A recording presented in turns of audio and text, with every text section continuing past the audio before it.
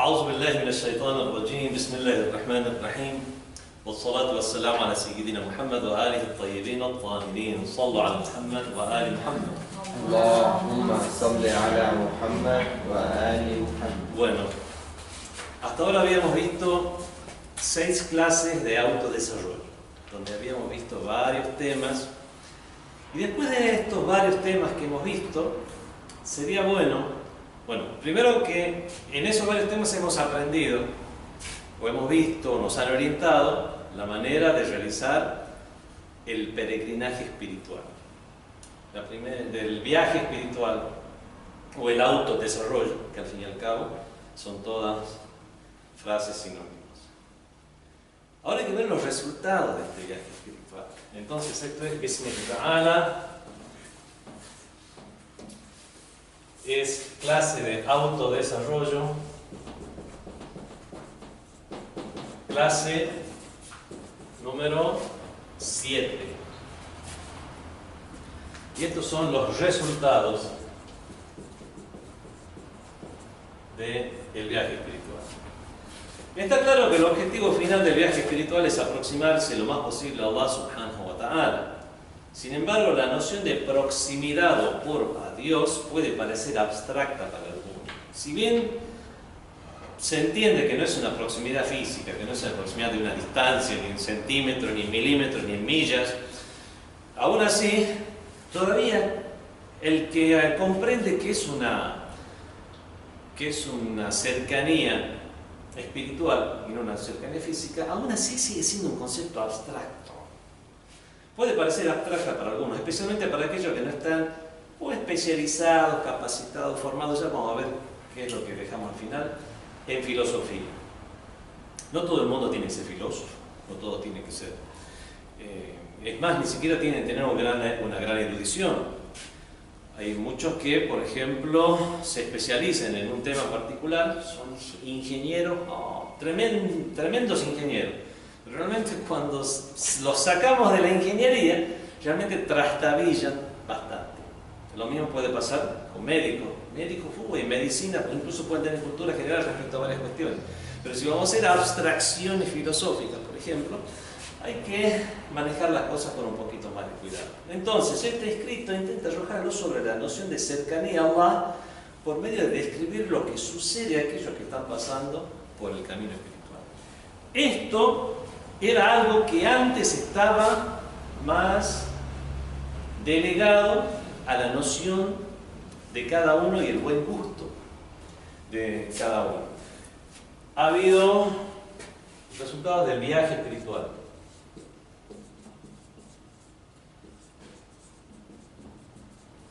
En las primeras épocas del Islam, estamos hablando año 1, por ejemplo, año 0 de la Égira,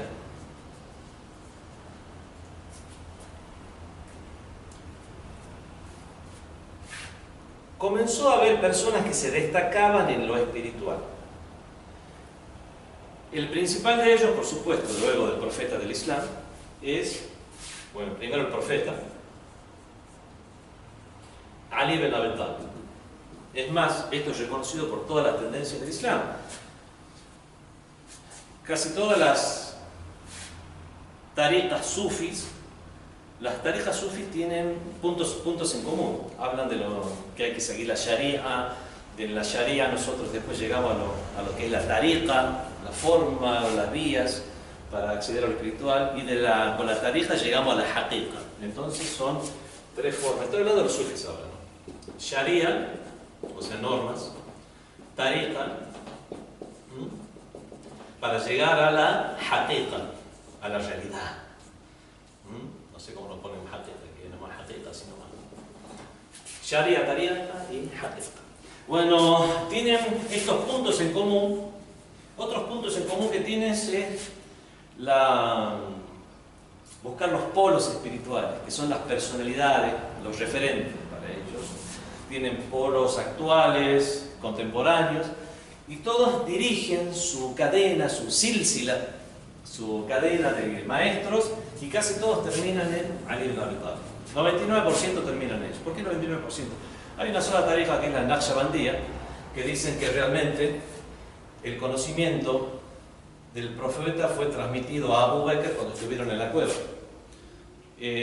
Por lo tanto, ellos toman como el polo original a Abu Bakr. Todas las demás lo toman a Ali ibn Abi Talib. Yo soy la ciudad del conocimiento y Ali es su puerta, el que más sabe, el más sabio es Ali, Ali está con el Corán está con Ali. Bueno, por todo eso es que todas, menos la Naqshbandiyya,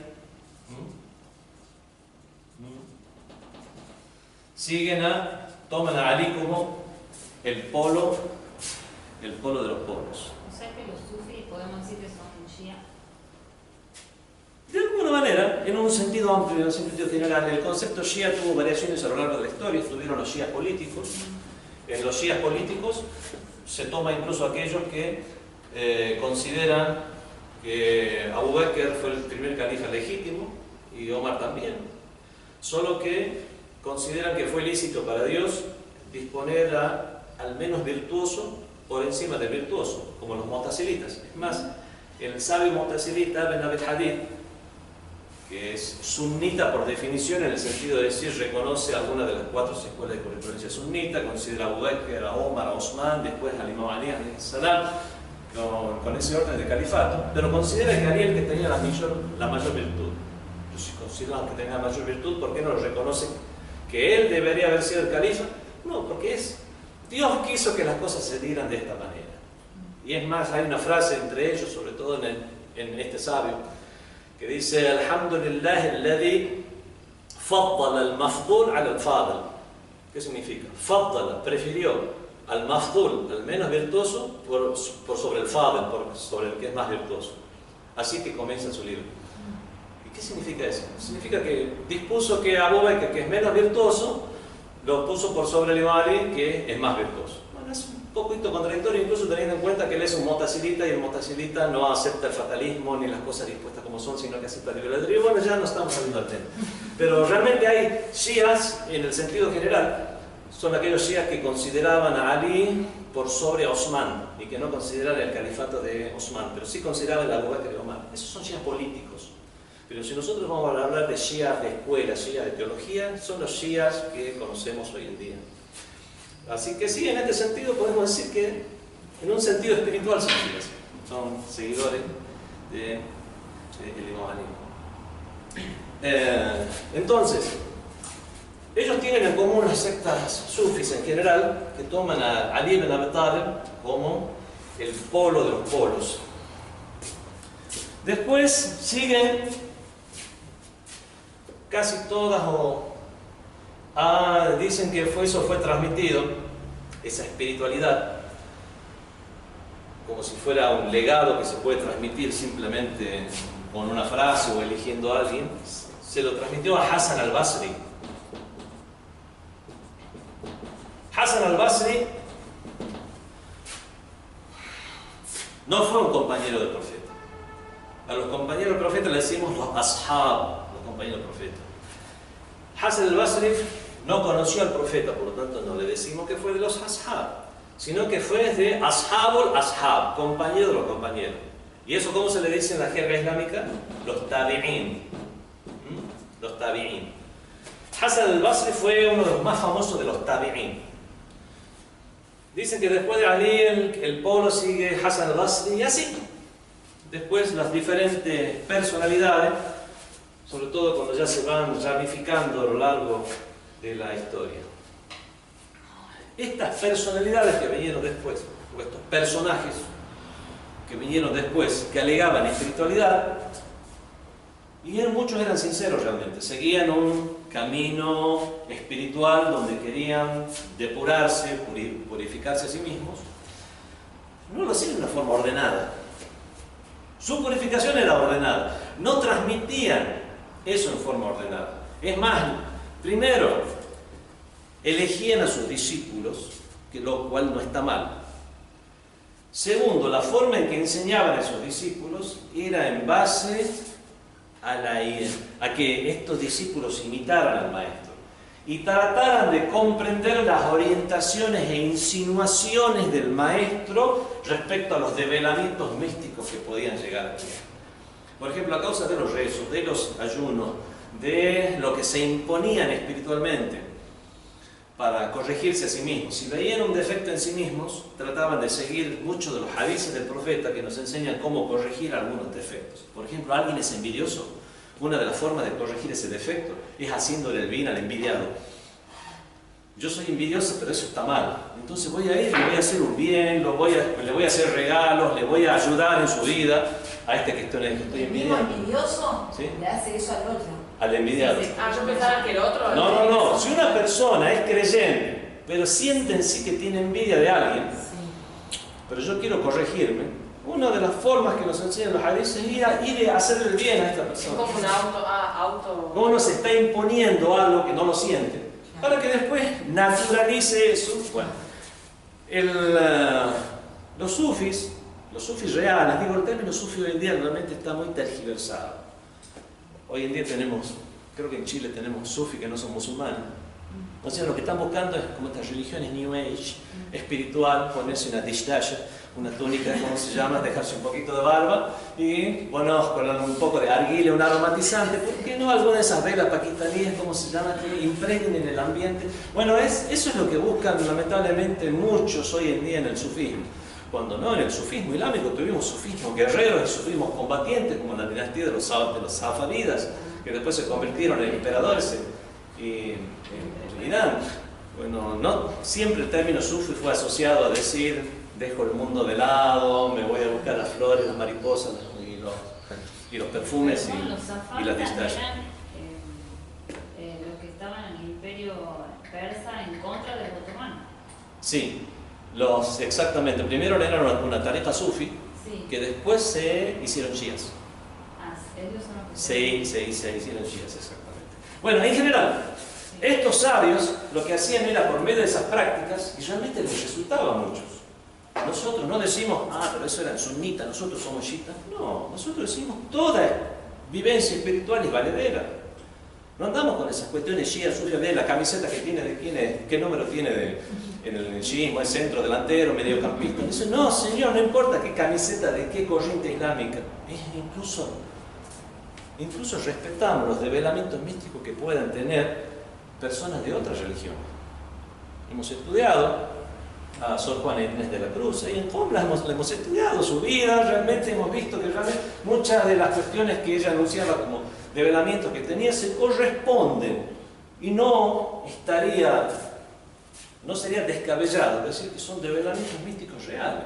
Solamente que obviamente a causa de la diferencia doctrinal, pues según nosotros no tenía el mapa exacto de la realidad, sino que si bien era muy parecido, tenía un techo, un tope, en el cual llegaba, y entonces lo que podía llegar a percibir con su espiritualidad tal vez no lo comprendía, por esa falta de claridad en los conceptos en ese tope del que nosotros estamos hablando. Pero aún así les respetamos esa buena intención, les respetamos realmente que han sido buena gente, les respetamos el hecho de que con su ayuda y caridad a los demás, imponerse a sí mismo cuestiones como ayunos, cuestiones como estas que estoy hablando, que están en los hadices islámicos, en los hadices del profeta, de como ayudar al envidiado cuando uno envidie, para tratar de sacarse eso. Bueno, todo eso tiene efecto en la persona, incluso en el no musulmán. Por eso no estamos diciendo este era chiita, este era sunita, no. En general, muchos podemos decir que eran personas realmente muy respetables, pero aún así no era muy claro y ordenado. No era una ciencia.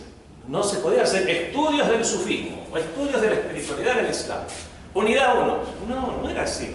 Era realmente comenzar a tener práctica de ascetismo, comenzar a purificarse interiormente hasta llegar a obtener esos develamientos. Y los seguidores y alumnos veían eso en el maestro y comenzaban a imitarlos y tratar ellos también a tratar de adquirir esos conceptos sobre el Islam, conceptos sobre la espiritualidad.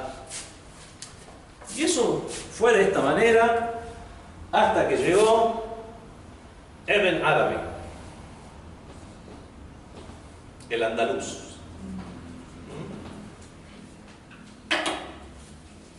Ibn Arabi ya le dio a la espiritualidad en el Islam una forma, la transformó en algo académico. Usó muchos de los métodos de los filósofos para comprender la existencia, como el ser necesario, el ser contingente, ¿qué más? Muchas cuestiones traídas de la filosofía greco-romana con respecto, bueno, no voy a explicar ahora términos como lo oculto de lo oculto, para lo oculto que ya se acerca a lo manifiesto. Bueno, son cuestiones que después van desarrollando ellos e incorporándolas al Islam usando términos islámicos, y muchos incluso dudan de la legitimidad de eso, como los wahabitas. Dicen, bueno, esas cosas no es originalmente islámica. Nosotros decimos, es como la matemática, estaba desde antes del Islam. Si bien los musulmanes fueron a la China, trajeron la matemática, trajeron la pólvora, ellos mismos no inventaron la matemática, los musulmanes, pero sí lo que hicieron fue desarrollarla, incorporarla en el cero. Bueno, con eso ya comenzaron a traer otras formulaciones como el álgebra, bueno, pero la matemática estaba antes de los musulmanes, no decimos que somos inventores de las matemáticas. Lo mismo pasa con la espiritualidad. Entonces, todos estos conceptos que estaban antes se los trajo hacia el Islam, viendo su correspondencia o su correspondiente concepto si ya se encontraba en el Islam, y usar esa terminología, y de esta manera comenzaron a elaborar un sufismo, gnosis. Generalmente en el shiismo se usa más la palabra gnosis, gnóstico, porque la palabra sufi ya ahora hoy en día tiene esa carga cultural hasta negativa, podemos decir, de una persona que se arrincona en un lugar y no le importa el mundo y solo busca la espiritualidad, más teniendo en cuenta esas corrientes de hoy en día donde proponen un sufismo sin Islam, lo cual es absurdo. Entonces, hablemos de gnosis, ya no hablemos sufismo, pero en los libros tradicionales nos vamos a encontrar bajo el término sufismo y los grandes maestros sufis, cuando hablamos de la tradicionalidad, de la espiritualidad y del viaje espiritual. El salik, la traducción sería una persona que marcha, que anda, pero al salik se le dice al viajero espiritual, al peregrino espiritual. Son ya términos que se usa dentro de lo que es la gnosis, digamos. Hasta Ibn Arabi, ahora sí, después de él sí, podemos. Espiritualidad, gnosis, unidad 1, unidad 2, unidad 3, ahora sí, ya podemos, gracias a Dios, ya podemos estudiarla de manera teórica, pero de ahí a la práctica hay mucho trecho. De la teoría al hecho hay mucho trecho. Y es por eso que estas cuestiones son estudiadas en las universidades islámicas de manera teórica. Lo mismo pasa con nosotros estudiamos en las universidades, existe ética y moral 1, ética y moral 2, todo eso es teórico. Los profesores que daban al akhlaq al-amali, o sea, la moral práctica, eran muy pocos los que se atrevían. El que la daba era porque primero la puso en práctica, lo cual ya era una pretensión.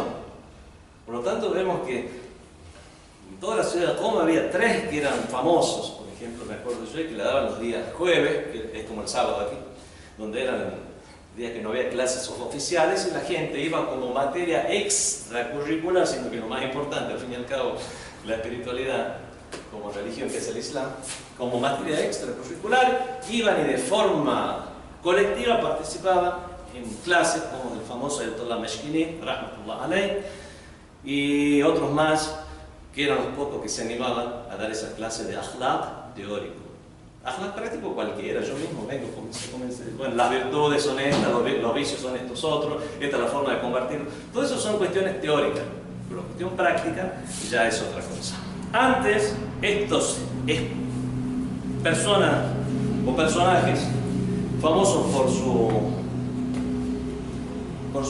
porque han desarrollado la espiritualidad en sí mismos hasta llegar a tener develamientos místicos, antes de Ibn Arabi no lo enseñaban de una manera. ¿Y cómo sería el akhlaq práctico? ¿Qué lo ponían un ejemplo de la vida? ¿Cómo es? ¿Cómo dice? Hay un hadith del imam Ja'far Sadiq alayhi salam que dice, a ver si me acuerdo cómo era exactamente en árabe: al-ilmu bila amal, tener conocimiento y no actuar en base al mismo, es como escribir en el agua, no me acuerdo la cosa. O, en cambio, bueno, tiene varios hadices, por eso me estoy confundiendo, estoy como el chavo confundiendo una cosa con otra. Lo que se enseña en la infancia es como escribir en el hayat, es como, estoy confundiendo un término con otro. Pero no, es que cuando alguien no pone en práctica lo que dice, no entra en el corazón de la persona receptora.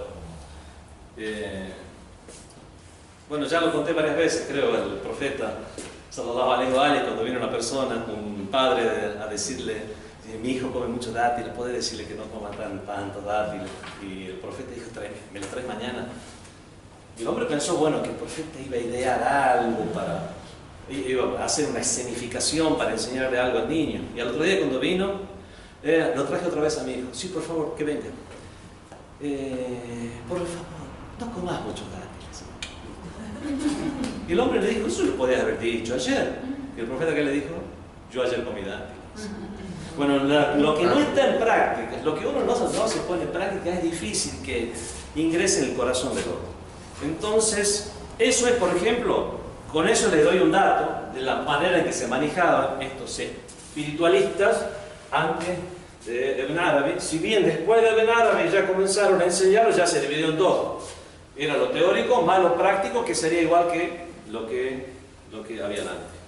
Pero el problema de esta sistematización o academización, si existe el término, de la espiritualidad, trajo un problema, y era la abstracción. Son conceptos muy abstractos, muchas veces no se entienden. Personas que no están muy preparadas, que no están, incluso personas que podemos decir tienen cultura general, pero por ejemplo son ingenieros, no filósofos, no gnósticos, no teólogos. Pueden llegar a ser difícil llegar a asimilar estas cuestiones. Todas las ideas mencionadas de ahora en adelante se basan en el Corán y la Sunna. Bueno, y esta es la característica que tiene lo que le estamos ofreciendo en este curso, que es que no vamos a traer términos abstractos, no vamos a hablar de Ibn Arabi y de todos los términos que incluso él se llegó a inventar. Qué lindo es ser el inventor o el que primero dispone habla respecto a un tema, porque de esa manera instala su propio vocabulario. A veces nos ha pasado como traductores, hay cosas que no están traducidas anteriormente al castellano e instalamos el término en algunas cuestiones. Pero bueno, no nos va a hacer falta todo esto, así que lo lamento por Ibn Arabi, lo lamento por los sufis, por la gnosis, por la diferencia entre el gnóstico y el sufi. No me importa nada. Lo que vamos a hacer es ver estos mismos conceptos, pero ya no va a venir con un wahabita que nos va a tildar de ateos, de incrédulos. No vamos a hablar de tarika, de sharia, de tarika y de haqiqa, como para que nos digan que estamos saliéndonos del chiismo y entrando en otras ramas. No, lo que vamos a hacer es estos mismos conceptos los vamos a plantear traídos del Corán y la Sunna. Y por lo tanto se espera que sean bien recibidas por los musulmanes de las diferentes escuelas del Islam. Reflexionar estos resultados puede incentivar a todos a emprender este viaje. Si ya lo han hecho, continuar en la senda de este camino luminoso. También puede servir como prueba para los caminantes, para que evalúen, para los salequín, aquellos que han emprendido el peregrinaje espiritual, para que evalúen cuánto progreso han hecho, inshallah. ¿Qué más dice? Después, los resultados del viaje espiritual. Bueno. Y ahora sí entramos ya en el tema de los resultados. ¿Qué es lo primero que veremos aquí? Punto 1, apoyo total. ¿Qué significa esto? ¿Apoyo total a qué? Uno de los resultados de vivir una vida de piedad y tener un corazón puro y piadoso es que recibiremos el apoyo total de Allah subhanahu wa ta'ala.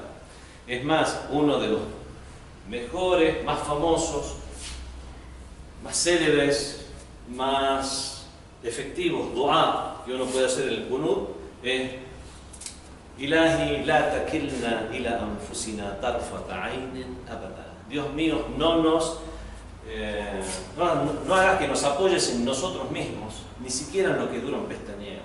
O sea, que siempre Él esté apoyándonos, que no permita que nosotros estemos apoyados en nosotros mismos. Que tengamos un apoyo de Allah subhanahu wa ta'ala en toda nuestra vida y en todas nuestras acciones. Él nos escuchará, nos dará todo lo que queremos y será nuestros oídos, nuestros ojos y nuestras manos. Muchos entienden mal estos hadices. Hubo sufis o gnósticos en el pasado que, por ejemplo, hablaban con esta terminología y la gente los tildaba de herejes. Algunos a lo mejor cayeron en una especie de, podemos decir, de confusión en los conceptos. Pero otros no. Otros lo que hicieron fue hablar en este idioma y los demás no los entendieron. Por ejemplo, decir, cuando yo escucho es Dios el que escucha. Yo hablo y es Dios el que habla. Y algunos se confundieron y fueron más allá de decir, si soy Dios mismo. Bueno, cuando dijeron eso, les pasaron la guadaña por herejes, cuando realmente, hoy en día se duda si realmente estas personas, con toda esa inteligencia, con todos estos libros que habían escrito, y sabemos que no eran personas simples como para tener estas ideas, ni eran locos, ni eran enajenados, podemos realmente, como al-Hallaj.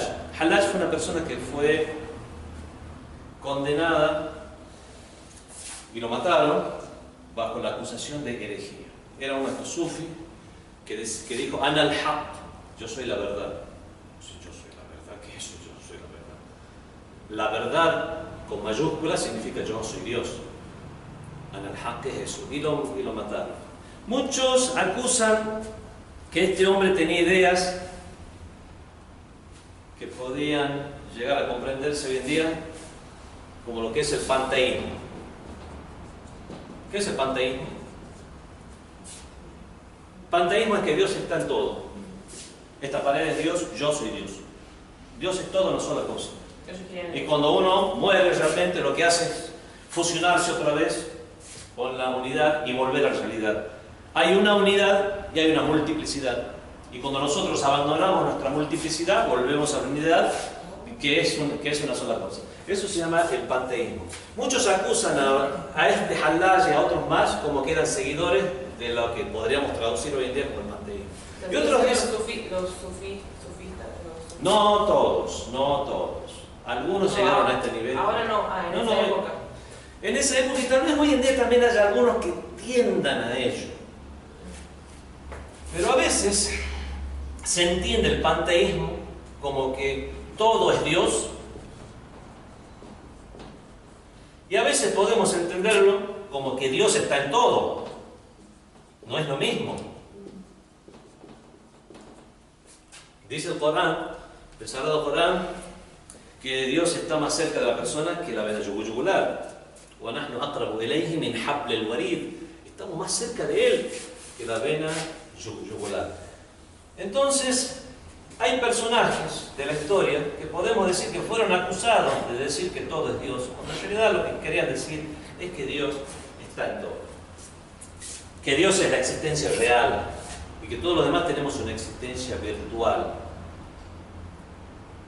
Para explicar un poquito más esto, que no es el tema, es que nosotros somos en relación a Dios como nuestros sueños son en relación a nosotros. Puede ser que nuestros sueños continúen si nosotros ya no existimos. No, nuestros sueños dependen de nosotros. La existencia de nuestros sueños no tiene una existencia real, una existencia virtual o dependiendo de otra. Y incluso nuestros sueños mismos somos nosotros. ¿Se entiende eso? Bueno, nosotros en relación a Dios somos como nuestros sueños en relación a nosotros. Podemos decir, Dios ya nos creó, listo, puede desaparecer y puede morirse Dios ya. Y nosotros seguir estando. Nosotros necesitamos una creación constante, la permanencia nuestra, la permanencia del universo, instante a instante necesita una creación constante.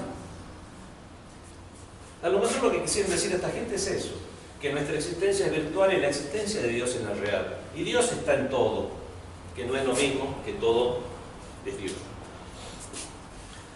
Como sea, no sé cómo llegamos aquí. Los primeros de los resultados de la persona que está en el viaje espiritual, para ver si está obteniendo resultados en ese viaje, es ver el apoyo total. Uno de los resultados de vivir una vida de piedad y tener un corazón puro y piadoso es que recibiremos el apoyo total de Allah. Él nos escuchará, nos dará lo que queremos, serán nuestros oídos, ojos y manos. El profeta veía con los ojos de Dios. No es una aseveración que esté reñida con el tawhid o el monoteísmo. Lo que estamos diciendo es que todo lo que el profeta hablaba por inspiración divina y era acorde a lo que Dios quería. Y no algo independiente de Dios, ni que era de Él, Dios mío. Él nos escuchará, nos dará lo que queremos. Un dua de un profeta es aceptado. El profeta hace un dua, un imam hace un dua, es inmediatamente aceptado. Y esa es la diferencia con nosotros, que hacemos un dua y no es aceptado. ¿Por qué? Porque es muy simple, es una regla muy de lógica. Allah dijo subhanahu wa ta'ala en un hadith qudsi, o sea, donde está la figura de Dios en el hadith sin ser Qur'an. Abdi, ati'ani, fatakun mathali, o fatakun mithli, según algunas lecturas. Siervo mío, abdi, ati'ani, obedéceme, takun mithli o takun mathali. Serás igual que yo o serás un ejemplo de mí. Taqulu lishay kun fayakun. Dirás que algo sea y será. Es un hadith qudsi. O sea, si una persona llega a obedecer a Dios, va a llegar a un punto tal en que va a ser como Dios. No, astaghfirullah. Significa que él le va a pedir a Dios y Dios lo va a escuchar. Dios lo va a escuchar. Como en la historia esa que pasaba que se cayó un cuchillo. Ah, como la historia de la persona común. Dos ayatollah en la ciudad de Najaf, creo que era. Y venían dos ayatollah hablando entre ellos. Venía un niño que en el cuarto piso se estaba por caer y la gente dice, se está por caer, se está por caer. Y todos comenzaron a mirar al niño y de pronto se cae. Y ven que se estaba cayendo y vino una persona muy común, no era un albañil, alguien que vaya a la calle o algo así, y le dijo ¡Qif! Y vieron cómo se paró el niño. Comenzó a bajar lentamente, y lo agarró el niño y lo puso ahí. Y se fue a caminar. Y estos dos ayatollah, están los nombres en los libros. Y dije, ¿y este qué hizo? Nosotros somos aquí, nos enseñamos hace cuánto, 40 años, enseñando la religión, dándole consejos, orientaciones a la gente, tratando de cumplir con todo. En la vida podríamos hacer eso. Y esto como si nada más y sigue, vení. Usted, señor, ¿cómo pudo hacer eso? Querían ver si era una persona realmente que estaba escondiendo su persona, pero que realmente era un gran sabio. Y comenzaron a hablar con eso, una persona muy, muy común. ¿Quién eres? Yo soy de allá, yo soy no sé dónde, del pueblo del lado, de allá arriba de la montaña, atrás de la piedra aquella. Y se dieron cuenta, la persona no tenía un gran nivel académico, intelectual. Entonces, lo que acabas de hacer, ¿cómo lo hiciste? Ah, no es fácil. A mí me dijeron que si yo obedecía a Dios, Dios me obedecía a mí. Entonces yo sí hago los salat, pero hace salat especiales y preferibles. No, los 5 es un diario nomás. Pero, ¿qué más hace? ¿Ayuno preferible durante todo el año? No, Ramadán y ya está. Entonces dijeron, ¿qué tiene de especial esta persona? Yo escuché, yo hago caso a Allah, Allah me va a hacer caso a mí. Cuando vi que el niño se estaba cayendo, dije, Allah, yo siempre te hice caso, haceme caso. Y así fue que pasó eso. Entonces uno realmente puede comprender ahí este hadith de Abdi, Atani, siervo mío, obedéceme, serás como yo, dirás que algo sea y será. Pero eso obviamente después de haber pasado las etapas del viaje espiritual, que tampoco son tantas, muchas veces nosotros nos complicamos más de la cuenta, vemos que esta persona común pudo hacerlo, eso sí, obedeciendo, lo cual no es tan fácil. Uno piensa que es fácil, ¿no? Porque uno lo ve en forma teórica. Bueno, no quiero entrar a hablar ahora de varias cosas, pero realmente es difícil encontrar un sabio, por ejemplo, como el Imam Khomeini. A pesar de que ahora hay muchas, podemos decir, mucha más apertura de los temas islámicos, se fomenta la religión, antes al contrario, estaban a contracorriente las personas que estudiaban la religión, lo difícil que era, nadie los apoyaba, vivían una vida de pobreza, Si querían reunir el conocimiento, tenían que ir a las bibliotecas, pasar la hora. Ahora es fácil que apretás un botón, viene todas las relaciones, podemos decir, los temas, ahí nomás te lo ordenan. Antes había que estar 40 años para ser el grado de Mujtahid. Ahora, unos cuantos años, se puede realmente tener el grado académico de Mujtahid. No sé si la preparación y la vivencia, pero el grado académico no puede llegar realmente a tenerlo. Entonces vemos cómo se están facilitadas las cosas, ya no tienen que pasar esos sufrimientos, tienen comodidades y aún así no surge otro Imam Khomeini, no surge otro Shahid Motahari, no surge otro Muhammad Baqir Sadr. Si bien hay personas muy preparadas que siguen el trabajo que hicieron ellos y lo desarrollaron y muchísimo, pero luminarias de esta manera. Y uno dice, realmente no es fácil. Cuando se habla del Imam Khomeini, él decía que iba a hacer algo y lo cumplía. No es tan fácil. Nosotros decimos, simplemente hacía salat, hacía ayuno, decía que hacía algo y cumplía. Era cumplidor y puntual. Dice la gente de Najaf, cuando el Imam Khomeini, rahmatullah alayhi, fue expulsado de Irán y fue a Turquía, de Turquía lo enviaron a Irak, estuvo en Irak. Cuando estaba en Irak, los comerciantes de Najaf dicen, nosotros controlábamos nuestros relojes al ver pasar al imán al santuario del Imam Ali para ir a rezar. Decían, ya son las 12, ya son las 12 y 5. Porque era el imán puntual siempre, no solo con lo que pasaba para ir a ver al imán, sino que en los horarios que le daba a la gente, los horarios de sus clases, los horarios. Entonces, era puntual y listo. No es fácil. Cuando nosotros lo ponemos como si estuviéramos viendo las características de Imam Khomeini, era puntual, era devoto, hacía salat, hacía ayuno, eso no va, tan fácil como eso. No es tan fácil. Si lo vemos en nuestra vida, veremos que nos complicamos más de la cuenta. Nosotros mismos nos autoimponemos complicaciones que no existen. Hipocresía social, ¿para qué vamos a hablar? No es el tema de nuestra charla de hoy. Dice el conocido Hadith Qudsi de Qurb al-Nawafi, así se llama el hadith este. Cuando le digan, ¿conoce el hadith Qurb al-Nawafi? Acuérdense de este. ما تقرب إلي عبد بشيء أحب إلي مما افترضت عليه. No se acerca a mí un siervo con algo más amado por mí que realizando aquello que le he preceptuado.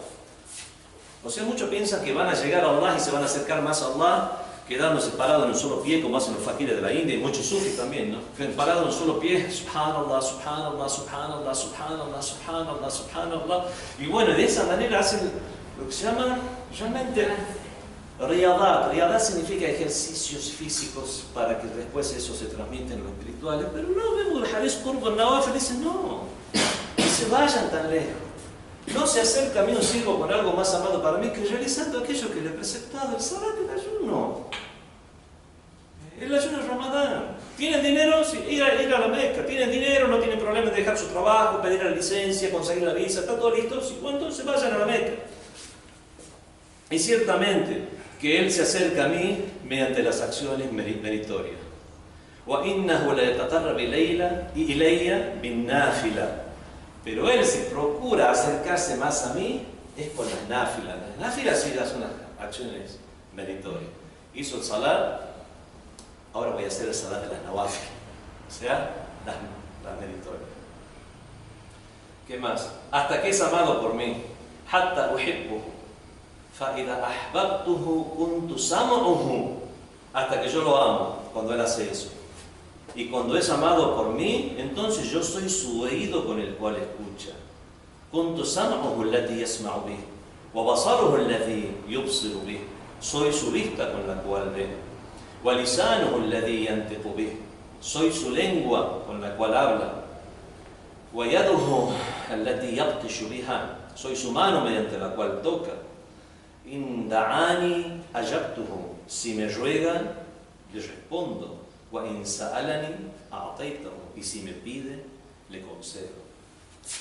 Es un hadith Qudsi, por lo tanto, Allah no está hablando por hablar, porque queda bien con la gente, decir para que dice la religión es algo bueno.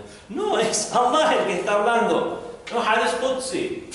Por lo tanto, si una persona realmente cumple con lo obligatorio y si además quiere hacer algo más para acercarse a Allah, como dice aquí el hadith con las nawafil, se convierte Es la mano es la mano de Dios la que está tocando. Lo que él escucha es el oído de Dios el que está escuchando. Si me pide algo, le respondo. Exactamente todo lo que ya hemos hablado. Pasemos al segundo, si no, no vamos a terminar la clase. Conocimiento perfecto. ¿A qué se refiere esto?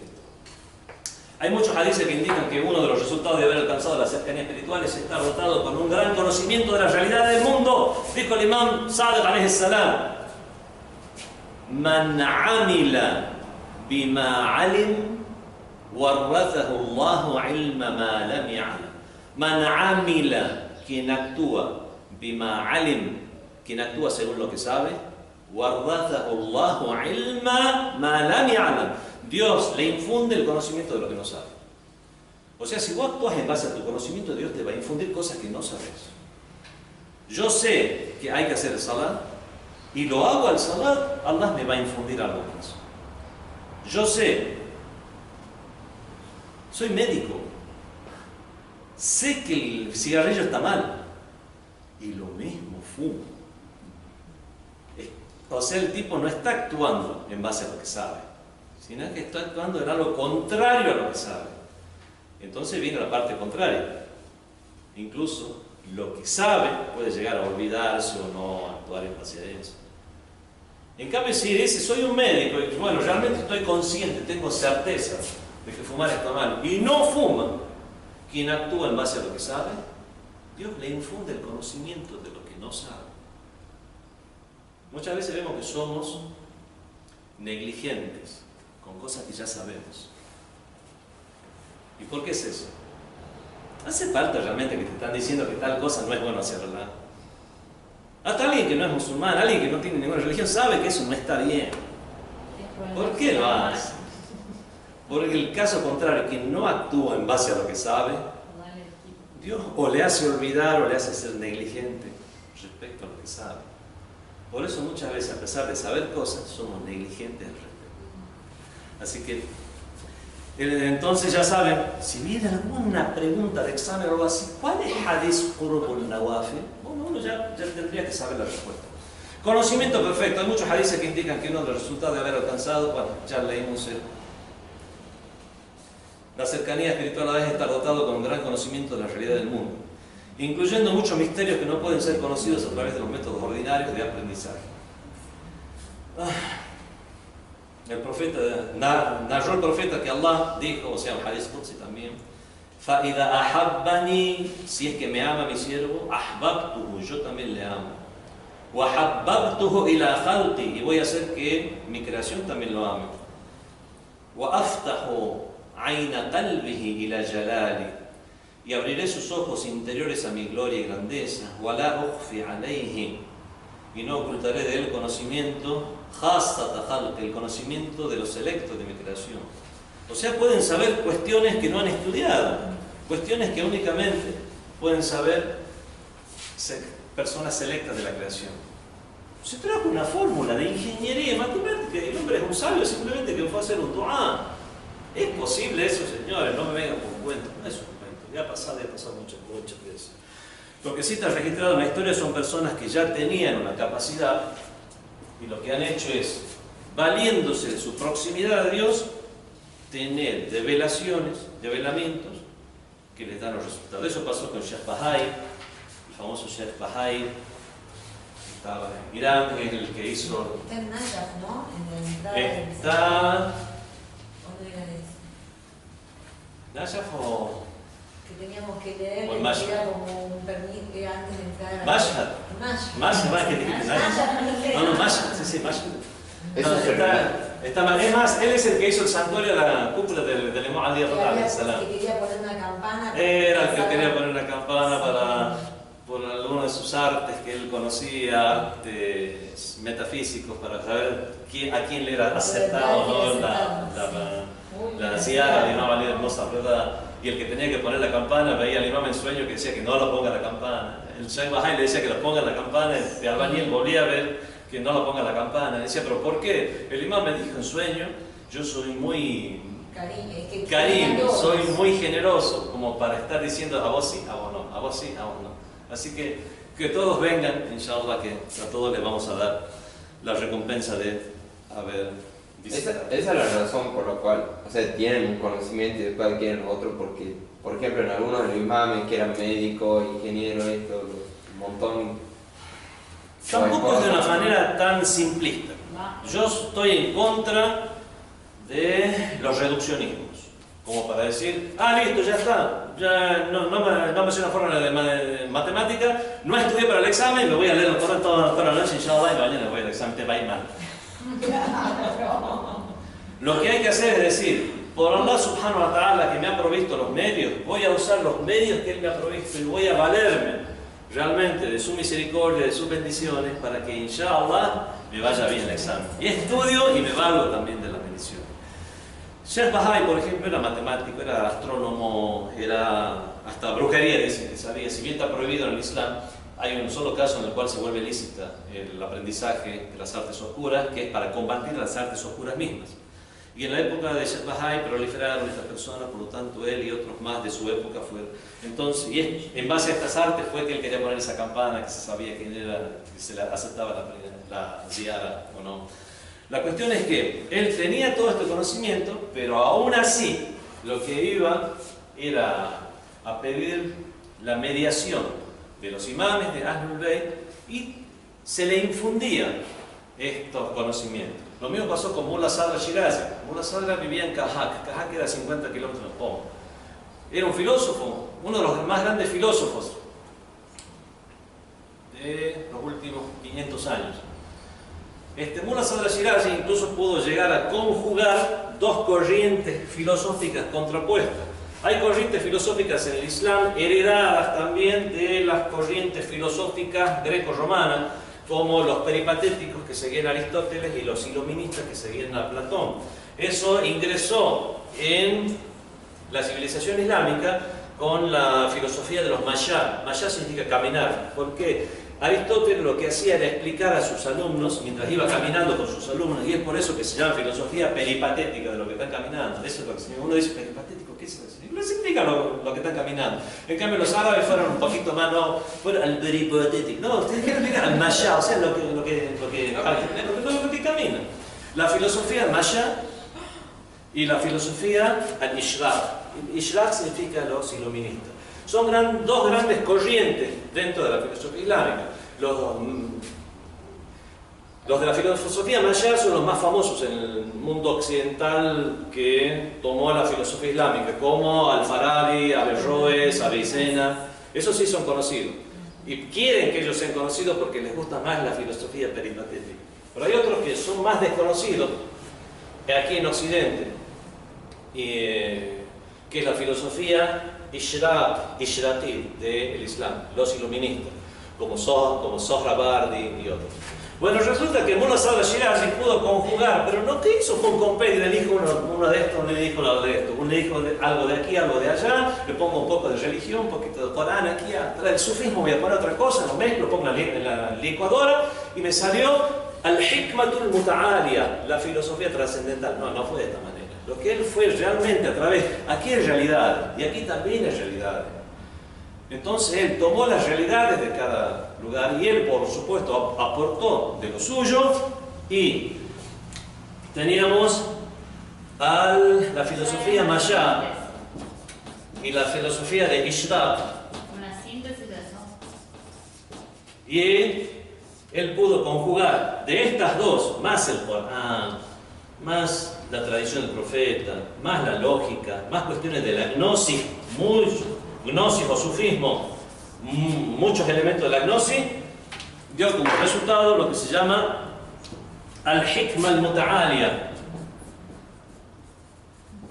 Hikma muta'aliya. La teosofía trascendental. La teosofía trascendental de Mullah Sadr, que realmente todavía es un tema virgen aquí en Occidente, donde si alguien realmente va a las universidades islámicas y se especializa en esto, realmente va a ser un capo aquí. ¿Para qué decirlo con otras palabras? ¿Lo van a usar acá? Si acá no lo pueden enseñar tanto. No les sirve académicamente. Hablando de la brujería que habla de la época fui en julio a OMS, no a OMS, a Liniers a comprar cosas por mayor. Sí. Está el San Cayetano, ¿viste? La Sí. iglesia de San Cayetano. Se supone que hay, digamos, santería, pero santería para dedicarla a Dios. No sé. No, en la mayoría de la santería aquí en Argentina se No, pero no sé, brujería, San la Muerte, sí, todas esas ay, cuestiones. Dios, las estatuas de San la Muerte, yo no podía entender eso. La mayoría de los criminales se van y se buscan la mediación de San la Muerte. Sí, acá de San la Muerte. ¿En qué estábamos? En que procurara lo que hacía Mullah Sadra, el autor de la famosa Hikmah Muta'ali, estaba en Cajá pensando y no le salía. ¿Qué es lo que hacía? Se iba a Qom, hace una ziyara a Fátima Masuma alayhi salam y le pedía por favor que le infunda. Bueno, y al otro día dormía y se levantaba con la respuesta. Dice, siempre que tuve problemas, yo iba a Qom, a Fátima Masuma alayhi salam y siempre, finalmente, yo volvía con una respuesta. Obviamente esto no tiene, según las ciencias exactas, una explicación racional. Lo que sí tiene es una explicación espiritual y además los resultados están a la vista. O sea, pudo llegar a resolver dentro de su propio sistema filosófico estos problemas. No es algo que se le ocurrió algo y lo puso como que forma parte de la filosofía trascendental y listo. No, realmente resolvía algo realmente problemas, bueno, ya muy filosóficos como la identidad del ser y el ser si es lo mismo, no está separada la identidad con la existencia, identidad es solo todas sus características, en cambio existencia es común a todas las personas, la existencia de todos ustedes es lo mismo, pero su identidad es diferente. Bueno, estas cuestiones, identidad y existencia y la diferencia entre ellos, bueno, todas esas cuestiones las llegó a resolver porque los peripatéticos decían una cosa, los iluministas decían otra y vino él y trajo. Respecto a ese tema en particular del que estoy hablando, más tiró hacia el iluminismo. Pero Gosset tenía una respuesta real el tipo, no era simplemente una ilusión. Y si es algo muy abstracto también esto para comprenderlo, veamos algo tan real como las fórmulas matemáticas o astronómicas, que también los grandes sabios islámicos de esta manera también llegaban a inferir las mismas. En la famosa letanía de Shaban, estábamos con el tema, vamos a ver el tercer resultado que deberíamos obtener con el tema del autodesarrollo. El tercer resultado que deberíamos obtener es la exclusiva devoción a Dios. Estar seguro, ¿esto qué es lo que significa? Exclusiva devoción a Dios, y es fácil, o sea que yo le rezo a Dios y a nadie más. No, va más allá que eso. Significa que cualquier cosa que hago lo tengo a Dios en. Una persona antes de comer, Bismillahirrahmanirrahim, realmente tengo esa intención de comer para yo fortalecer mi cuerpo, para poder actuar en realizar aquello que a Allah le agrade. No es lo mismo que decir, ¿cómo? Ya te terminaste 3 platos de fideo. No, realmente estas personas tienen exclusiva devoción a Dios en el sentido de que tienen toda esa intención. En todo lo que hacen, ponen esa intención de devoción a Dios. Y nada, voy a estudiar.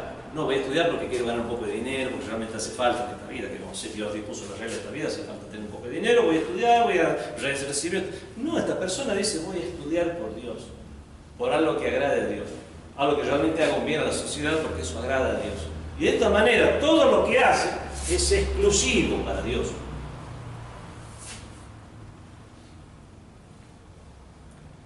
El Corán elogia a un grupo de hombres que le dice a quienes ni el negocio ni el comercio les distraen del recuerdo de Allah, de realizar la oración y de dar la limosna.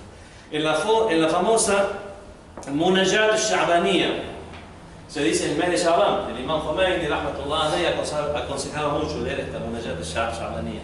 En la misma leemos lo siguiente: Ilahi, Dios mío, habli kamal al-inqita'i ilayk. Dios mío, concédeme la total dedicación a ti. وأنر أبصار قلوبنا بضياء نظرها إليك. E ilumina la visión de nuestros corazones mediante el resplandor de sus miradas dirigidas a ti. حتى تخرق أبصار القلوب حجب النور. Hasta que la visión de nuestros corazones penetre o desgarre los velos de la luz. فتصل إلى معدن العظمة, y alcance la fuente de la majestuosidad. وتصير أرواحنا معلقة بعز قدسك. Y nuestros espíritus lleguen a estar subordinados a la grandeza de tu santidad. O sea, una dedicación absoluta a Allah subhanahu wa ta'ala. Eso es lo que el creyente le pide a Dios en la Munajat Sha'baniyya, que se dice el mes de Sha'ban, el mes que está antes del mes de Sha'ban. En esta súplica el imam alayhi salam le está pidiendo a Allah que le permita relacionarse solo con Él y desprenderse de cualquier cosa que nos impida estar en su presencia. Muchos entienden mal este hadith y creen que es relacionarse a Él, irse a una montaña y únicamente relacionarse con Dios. No, significa tener presente a Dios en cada una de nuestras relaciones y vinculaciones diarias. Hay desafortunadamente muchas acciones que pueden entorpecer nuestra devoción, que aparentemente pueden ser buenas o malas. Por supuesto, las malas acciones y pecados pueden mantenernos alejados del recuerdo de Allah. Pero hay buenas acciones que pueden llegar a ser corrompidas. Hay que dar zakat. Bueno, lo doy a zakat, yo siempre doy zakat, y yo siempre hago bien a los pobres, pero esperemos que llegue un poquito a la gente para que vea y se incentiven ellos también. Y cuando llega la gente, ahí doy el zakat. No está mal eso de incentivar a los demás, pero eso puede llegar a ser muy engañoso, que una persona lo haga por ostentación realmente, sin perder la intención de realmente dar el zakat.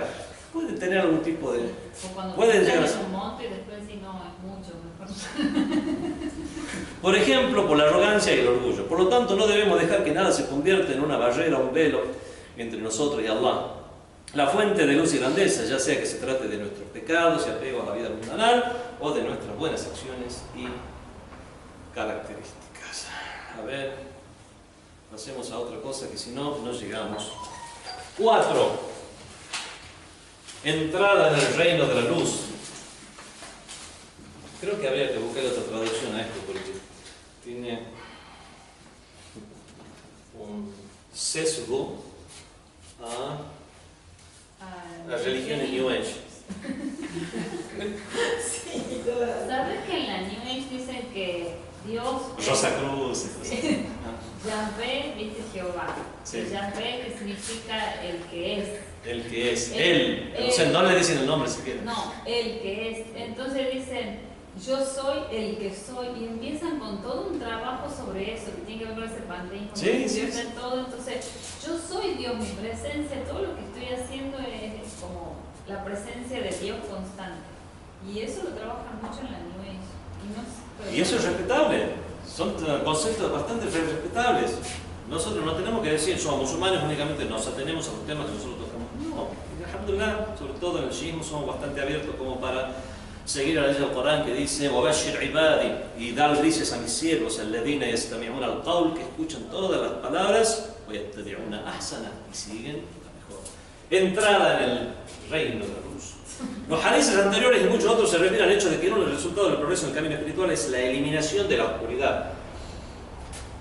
Hubiera sido mejor usar la frase que se usa en la, ¿cómo se llama? En la tercera de las aleyas de Ayatul Kursi, que dice Dios extrae a los creyentes de las tinieblas hacia la luz. O sea, ser extraído de las tinieblas a la luz. Ese me gusta más que entrada en el reino de la luz. Bueno, no importa. Al fin y al cabo es lo mismo.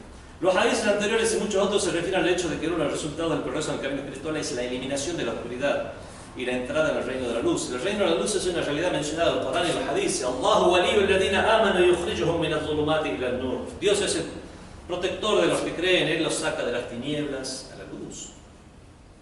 En otra de las aleyas dice, Yahdi bihi Allahu man ittaba'a ridwanah, por medio de la cual Allah dirige a quienes buscan satisfacerle, subul as-salam, por caminos de la paz, وَيُخْرِجُهُمْ مِنَ الظُّلُمَاتِ إِلَى النُّورِ, y les saca con su permiso, con su anuencia, de las tinieblas a la luz. وَيَهْدِيهِمْ إِلَى الصِّرَاطِ الْمُسْتَقِيمِ, y les dirige a una vía recta. Vemos que el concepto este de salir de la oscuridad para entrar en la luz es un concepto que está en el Islam, está en el Corán y está en los hadices. También pedimos eso en muchas súplicas, cuando decimos, por ejemplo, Allahumma inni as'aluka an tusalli ala Muhammad wa ali Muhammad. Esta ziyarat ali Yasin, es muy famosa esta ziyarat. Ya la vamos a leer aquí alguna vez, con alguna oportunidad. ¿Ziyara para quién? Esta ziyara en general es una ziyara para todos los imames, para toda la gente, para todo Ahlul Bayt. Ali Yasin es Ali Muhammad. Sallallahu alayhi wa sallam. Allahumma inni as'aluka an tusalli ala Muhammad nabi rahmatika wa kalimati nurika. Dios, Diosmente te pido que bendigas, des bendición a Muhammad, el profeta de tu misericordia, y las palabras y tus palabras de luz. Que llene mi corazón la luz de la certeza. Y seguimos con el concepto de la luz. Y que llene mi pecho la luz de la fe. Y que mis pensamientos estén repletos de la luz de las buenas intenciones. Y mi determinación que esté con la luz del conocimiento o del saber. Y que mi fuerza esté la luz de la buena acción. Que en mi lengua esté la luz de la veracidad y de la honestidad. Y mi religión esté la luz de la perspicacia. De tu parte. Y en mi vista esté la luz de la iluminación. En mis oídos esté la luz de la sapiencia. Que en mi amor y en mis afectos esté la luz del mualat, o sea, la lealtad a Muhammad. El mualat de Muhammad o Ali Muhammad alayhi salam. Está la lealtad a Muhammad y la familia de Muhammad. Hasta que yo te encuentre. Y yo haya cumplido con el pacto hacia ti,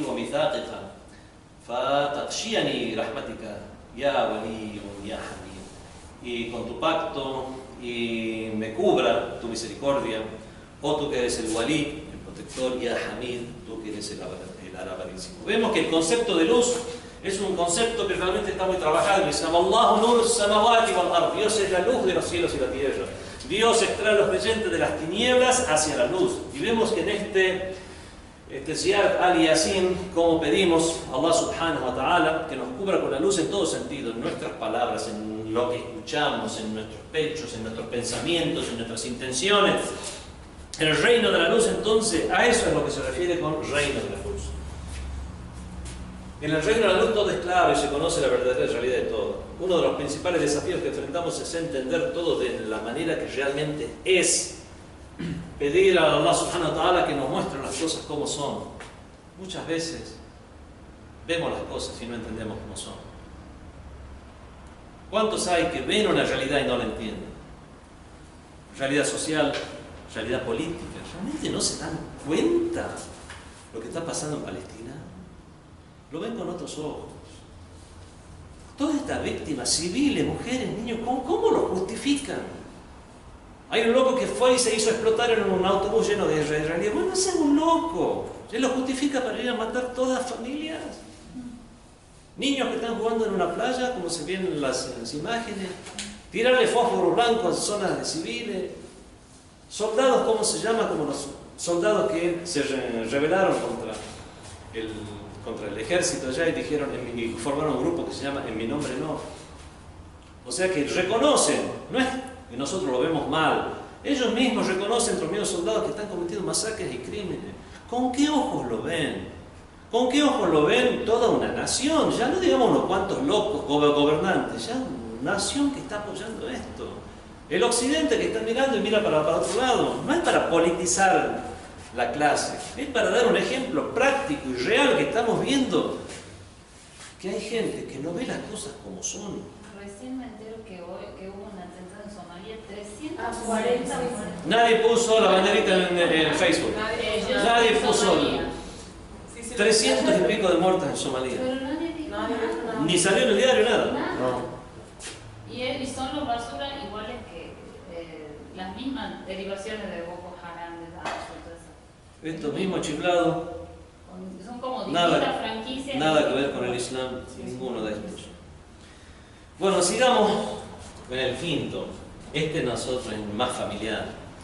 Inmenso amor por Allah. Esto podemos llegar a reconocerlo más. inmenso amor por Allah. ¿Estamos en el camino espiritual o no? ¿Sentimos ese amor por Allah o no? Sí. Sí. Muy difícil Tratamos. muy difícil. Realmente, un verdadero amante quiere estar con su amado, con su amada. Realmente queremos estar con Allah y decir, no veo la hora que llegue la hora del salat. Y ahí se va. Cuando estoy en el salat, un amante quiere estar con su amado y busca excusa para seguir estando. Le preguntó Allah subhanahu wa ta'ala a Sayyidina Musa alayhi salam cuando fue al monte. Le dijo, descálzate, ikhla'an alayk, sácate el calzado. Innaka fil wadi al-muqaddasi tuwa. Estás en el monte sagrado. Entonces, comienza a hablar con Moisés. Por eso le llama Kalimullah. No es que le salieron de las cuerdas vocales las palabras. Allah creó palabras en el aire, no sé, pero la cuestión es que el único profeta en el cual se narra que se le dirigieron palabras directamente. Y en un momento dado, está esto en el Torah otra vez. وَمَا تِلْكَ بِيَمِينِكَ يَا Musa. ¿Qué tienes en tu mano derecha, Musa? Y comenzó a responder. إِنَّهَا عَصَاي. Es mi bastón. أَتَوَكَّلُ إِلَيْهِ. Me apoyo en él. Y no sé qué más. Y tal cosa, y tal cosa. وَلِيَ فِيهَا مَآرِبُ أُخْرَى. Y me sirve para hacer muchas cosas más. Los exégetas del Corán, cuando analizan esto, yo le pregunto, ¿qué tenés en la mano? Pues yo digo, mi bastón. ¿Por qué sigue hablando y sigue explicando? Es esa pasión del amante de seguir con el amado, de extender y hacer que se extienda lo más posible esa reunión, de hacer que, bueno, nosotros en el salat estamos realmente no veo la hora que llegue el salat y voy a extender y el sujud lo más largo posible, voy a decir, no, 1 y 3, como dicen, no es 7, 9. Hay unos más preferibles para hacer en cada sujud, lo voy a hacer, dice, subhanallah, subhanallah, subhanallah, subhanallah, subhanallah, rabbil azim, subhanallah, rabbil ala, listo, ya está, terminó, assalamu alaikum. ¿Hice salat? Sí, hice salat. Ahí es una de las maneras que podemos llegar a probarnos a nosotros mismos, a ver si estamos o no en el camino del peregrinaje espiritual. Una vez que uno ha probado este amor, no hay otro sustituto. Es como una droga, ya le gustó. El que realmente prueba y siente esa dulzura de dirigirle esas letanías a Allah, esas munayat, esa lectura del Corán donde uno sabe, hay un hadith que dice, ¿quieres hablar con Dios? Haz el salat. ¿Quieres escuchar a Dios? Lee el Corán. Entonces hay personas que realmente se ponen a leer el Corán porque quieren escuchar a Dios. Esa dulzura de estar escuchando a Dios. ¿Sentimos esa dulzura realmente? Dijo el Imam Ali ibn al-Husayn, وَقُلَّتِي لَا يُبَرِّدُهَا إِلَّا وُصْلَكَ. Eso en un dua mucho más largo. Y mi ardor que no es enfriado sino por la unión a ti. وَلَوْعَتِي لَا يُطْفِئُهَا إِلَّا لِقَاءُ. Mi congoja que no es apagada sino mediante el encuentro contigo. وَشَوْقِي إِلَيْكَ. Mi ansia por ti. لَا يَبُلُّهُ إِلَّا النَّظَرُ إِلَى وَجْهِكَ. Que no es apaciguado sino por la contemplación de su paz. إِلَى وَجْهِكَ. وَقَرَارِي. Y mi quietud. لَا يَقِرُّ دُونَ دُنُوِّ. Que no reposa sino mediante mi cercanía a ti. Es una persona que está apasionada, que está cautivada por su objeto de amor. El místico no es el que ama a Allah, sino que es el que ama solamente a Allah, porque su amor o disgusto por cualquier otra cosa es solo por causa de Allah. Allah está contento con lo que yo estoy haciendo, sí que se enoje todo el que quiera entonces. No hay ningún problema. No, pero ¿qué va a pensar la gente? Allah quiere esto, no quiere esto. Sí, Allah quiere esto, bueno, ya está. ¿Qué me importa lo que piensa la gente? O disgusto por cualquier otra cosa que Es solo por causa de Allah. Él quiere y desea solamente lo que su amado quiere y desea. Él no tiene voluntad ni deseo que no sean los suyos. Que el amor por Allah que siente el místico permea su amor por cualquier otra cosa. Hace que resbale cualquier amor. Algo también hablaban en alguna visita, me parece cuando fuimos a la biblioteca de la Najafi. con respecto a esto. Sí, cuando fuimos a la biblioteca no Najafi. El Qom. Sí. El Imam Sadiq alayhi salam dijo: Al-qalbu salim, el corazón sano, el corazón puro. A ver, nos está definiendo, veamos, nos enteremos. Somos furiosos. Al-qalbu salim, alladhi yulqi rabbah, yalqa rabbah, wa laysa fihi ahadun siwah. Es el que va al encuentro de su Señor mientras que está libre de cualquier otro que. 6. Ver a Allah en todo. ¿Se puede ver a Allah? Le preguntaron al Imam Ali alayhi salam: ¿se puede ver a Allah? Y el Imam Ali dijo: ¿cómo voy a adorar a un Dios que no veo? Todos esperaban que digan: no, kafir, ¿cómo vas a decir que se puede ver a Allah? Dice: ¿cómo voy a adorar a un Dios que no veo? Y dice: ¿cómo lo ves? Y dijo: la tudrikuhul absar, no le alcanzan las miradas, binazrat al-ayan, con la observación ocular, bal tudrikuhul al-uqul bi haqa'iq al-iman, sino que le entienden los intelectos, bal tudrikuhul al-qulub, sino que le entienden los corazones, le ven los corazones con las realidades de la fe. Es otro ver, no es un ver de la visión no ocular, como dijo el Imam Ali, sino es verlo con el corazón. El verdadero místico es el que ve a Allah en todo. Allah se muestra constantemente a nosotros de diferentes maneras. Dijo el Imam Hussein alayhi salam en el dua de Arafat: ¿cuándo te escondiste? Mata ghibta. ¿Cuándo estuviste ausente? Como para que sean los indicios los que tengan que orientarte hacia ti. ¿Cuándo no estuviste? Dice: si estás en todo. ¿De dónde salió esta pared? ¿De dónde salió? ¿De cómo se mantiene este mundo? Allah está constantemente. Todas estas gracias, todas estas bendiciones que yo tengo, constantemente Allah está en mi vida. ¿Cuándo no estuvo como para que venga alguien a decirme a dónde está Allah?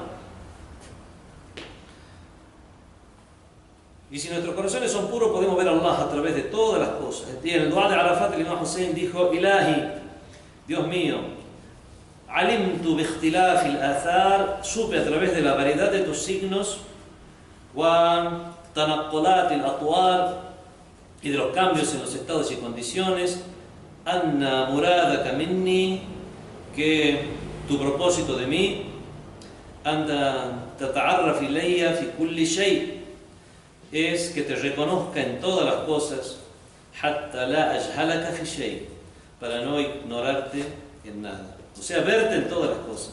Y el Imam Ali alayhi salam dijo: ma ra'aytu shay'an, no vi nada, illa ra'aytu Allah qablahu wa ba'dahu wa ma'ahu, a menos que haya visto Allah antes de ello, después de ello y junto con ello. Es obvio que la visión en cuestión, porque Allah, el Todopoderoso, es infinitamente exaltado más allá del alcance del ojo físico. Se refiere obviamente a la visión de la realidad y no una visión no ocular, como dijo el Imam Ali. Estar ocupado por lo general significa que nos olvidemos de Allah. Ocupado, o sea, estar concentrado totalmente en lo que es Allah. Estar ocupado, ¿qué significa? Que estar ocupado en algo más que no es Allah significa que nos olvidamos de Allah y se consumen con nuestras relaciones. Sin embargo, para el Imam Ali significaba que recordaba a Allah todo el tiempo, antes, durante y después de cada cosa, ya que Allah es el creador, preservador y aquel que va a permanecer después de todas las cosas. Veo algo, digo: ¿a dónde estuvo antes? ¿Quién lo trajo a la existencia? ¿A dónde irá después? ¿En qué se convertirá? Ahora mismo, ¿quién es el que mantiene su existencia? Toda la presión atmosférica, la temperatura, la distancia al sol, todo lo que dice para que esto se permanezca, ni se congele, ni se achicharre, para que permanezca su existencia, tenga, bueno, las cuestiones físicas, cuestiones físicas, cuestiones metafísicas. ¿Quién lo va a usar y para qué lo va a usar?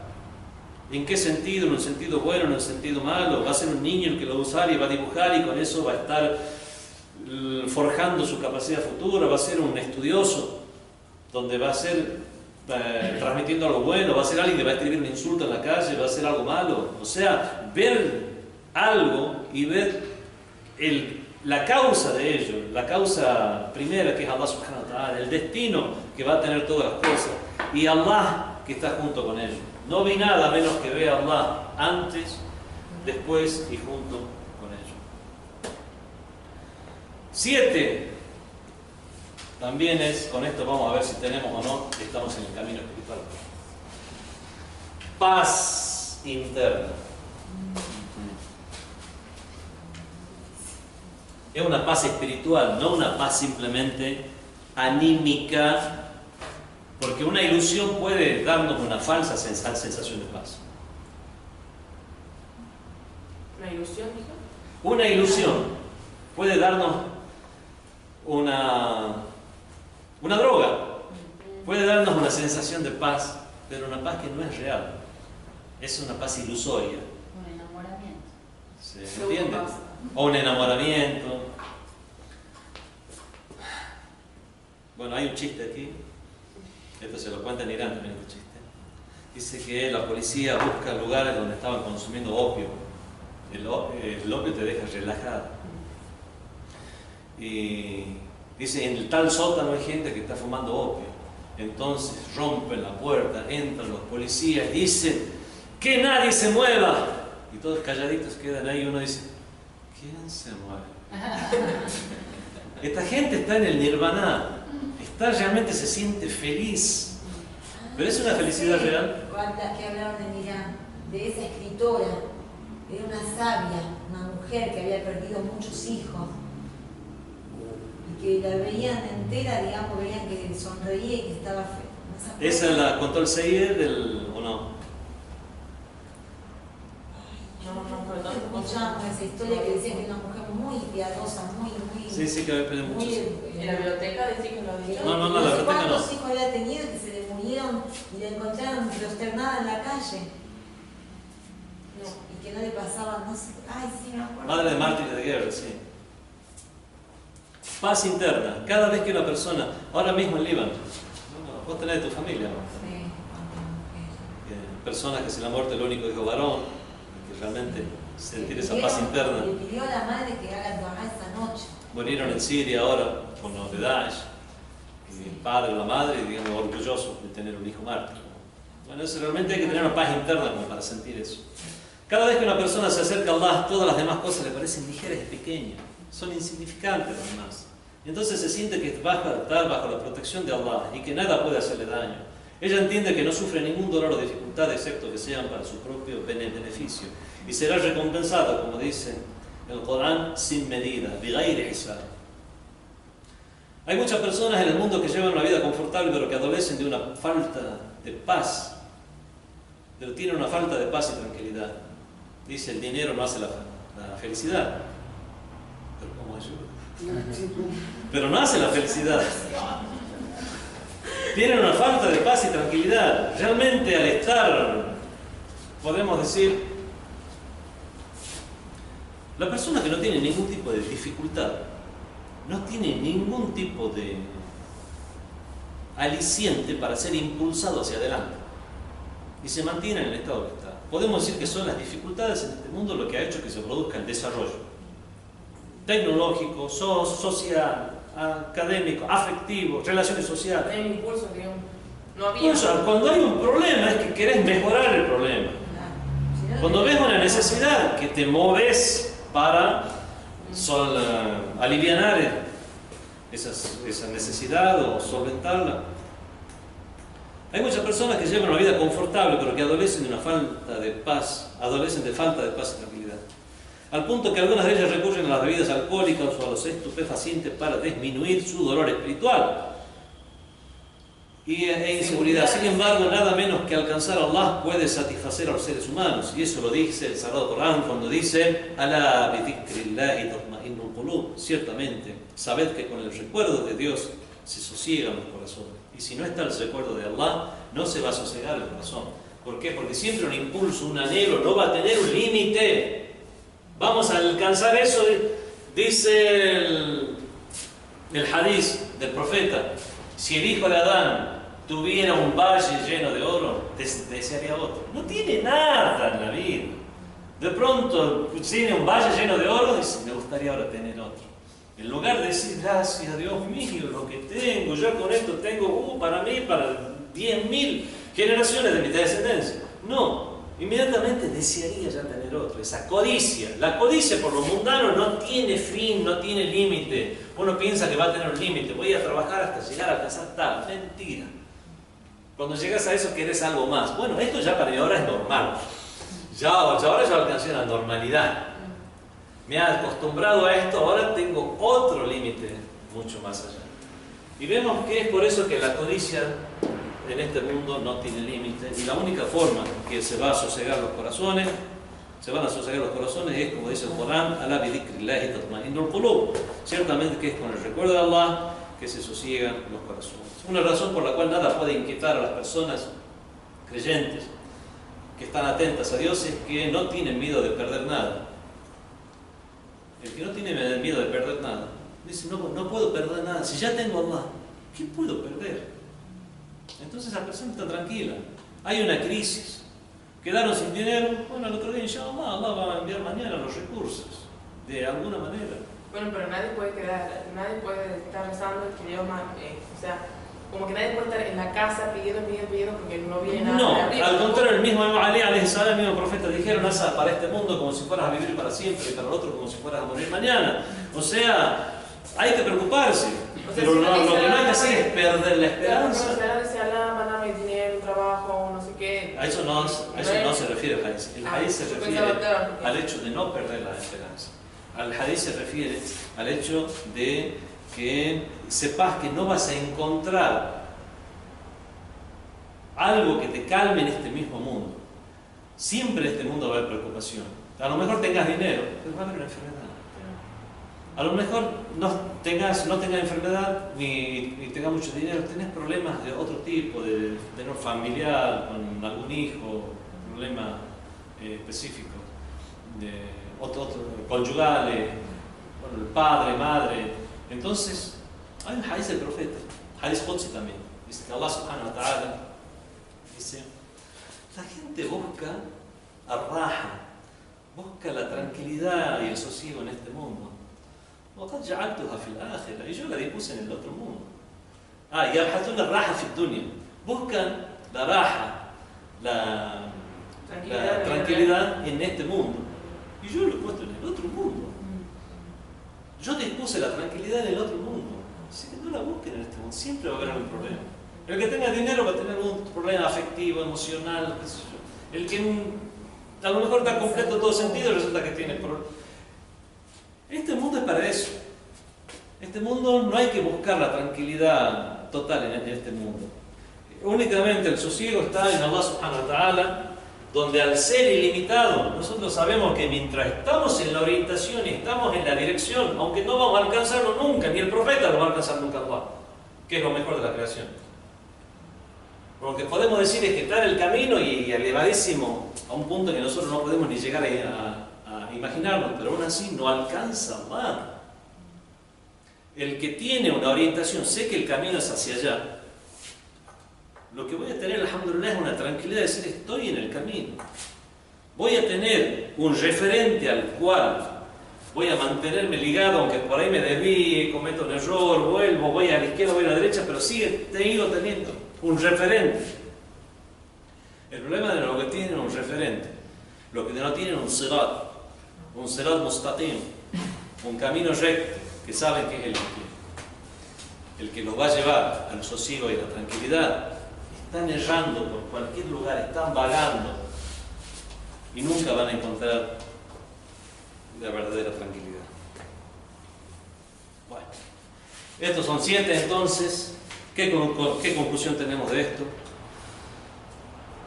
La conclusión, los resultados del viaje espiritual son demasiados como para que puedan ser descritos en esta breve clase. El viaje recompensa a aquellos que viajan por su senda con devoción exclusiva.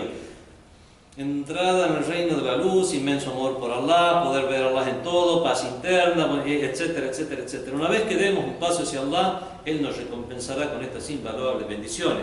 ¿Qué dice el hadith? Si damos un paso hacia Allah, Él da 10 pasos hacia nosotros. Nunca nos olvidemos de ese hadith. Y mucho lo hemos visto en nuestras vidas. Algo que hemos hecho, una intención por ahí de casualidad buena que nos ha salido, vemos que 10 cosas juntas en dirección a Allah nos han llegado sin que nosotros las hayamos calculado. Y es por el hadith este que dice: quien se acerca a Allah un paso, Allah se acerca a él 10 pasos. Podemos ver a Allah en todo. Una vez que demos un paso hacia Allah, nos recompensarán con todas estas invaluables bendiciones, lo que nos facilitará el poder viajar aún más lejos. Demos un paso, y no digo que vamos a lograr todo el apoyo, todo el conocimiento, vamos a ser exclusivamente devotos de Allah, ni vamos a entrar completamente en el reino de la luz.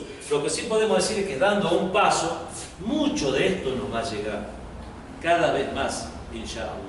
Cuando más pasos demos, más resultados veremos. No solamente son estos 7, muchos más de esto que se pueden ver. Sallu ala Muhammad wa alihi. Allahumma salli ala Muhammad.